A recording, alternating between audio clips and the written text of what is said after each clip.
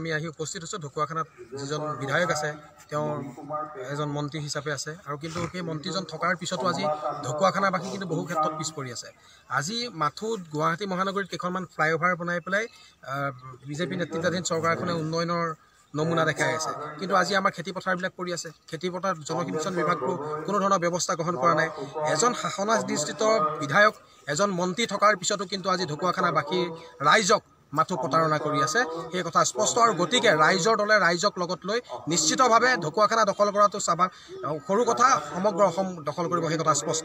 কাৰণ আমি ইতিমধ্যেই যি আমাৰ কুচকাৱাজ নিৰ্বাচনী যি কুচকাৱাজ সেয়া আমি আৰম্ভ কৰিছোঁ। আমি বিভিন্ন জেগাত গৈছোঁ আৰু ৰাইজৰ বিপুল সঁহাৰি আজি দেখিছে কেনেধৰণে আজি ওলাই আহিছে।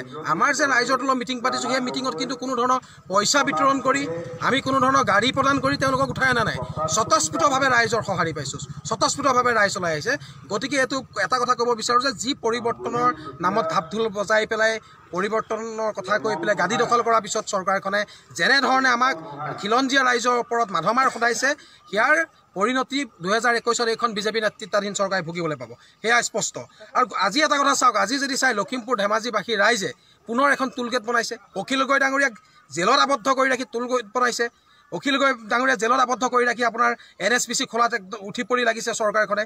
গতিকে আজি শাসনাধিষ্ঠিতৰ এই যিজন বিধায়কৰ কথা মন্ত্ৰীৰ কথা ক'লে, সেই মন্ত্ৰীজনেও কিন্তু যেতিয়া তেওঁ 16ৰ আগত কিন্তু তেওঁ প্ৰতিবাদী কাৰ্যসূচী কৰিছিলে, তেওঁ কিন্তু সেই ৰাজনাথ সিং আহোঁতে তাত গৈ প্ৰতিবাদ কৰিছিলে যে তেওঁ কোনো কাৰণত নদী বান্ধ হ'বলৈ নিদিয়ে। কিন্তু আজি ওলোটা খৰ মাৰিলে, আজি সাধাৰণ নাগৰিকক মূৰত মাধমাৰ সদাইছে। গতিকে এই চৰকাৰখনৰ ওপৰত কোনো ধৰণৰ সাধাৰণ নাগৰিক আশ্বস্ত নহয়।